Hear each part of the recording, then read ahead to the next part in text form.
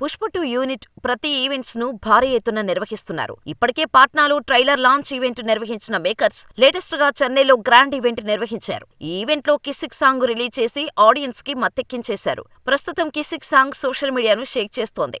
దేవిశ్రీ ప్రసాద్ అదిరిపోయే ట్యూన్ ఇచ్చాడని పండుగ చేసుకుంటున్నారు మూవీ లవర్స్. ఇక చెన్నై తర్వాత ఈవెంట్ ను కేరళలో ప్లాన్ చేస్తున్నారు. నవంబర్ 27న కొచ్చిలో ఈ ఈవెంట్ ఉండనుంది. ఆ తర్వాత ముంబైలో ఓ భారీ ఈవెంట్ ప్లాన్ చేస్తున్నారు. ఫైనల్ గా తెలుగులో ప్రీ రిలీజ్ ఈవెంట్ తో అల్లు ఫ్యాన్స్ కి సూపర్ కిక్ ఇవ్వటానికి రెడీ అవుతున్నారు మేకర్స్. ప్రస్తుతం బన్నీ అభిమానులు తెలుగు ప్రీ రిలీజ్ ఈవెంట్ ఎప్పుడు, ఎక్కడ నిర్వహించబోతున్నారనే విషయంపై ఆరా తీస్తున్నారు.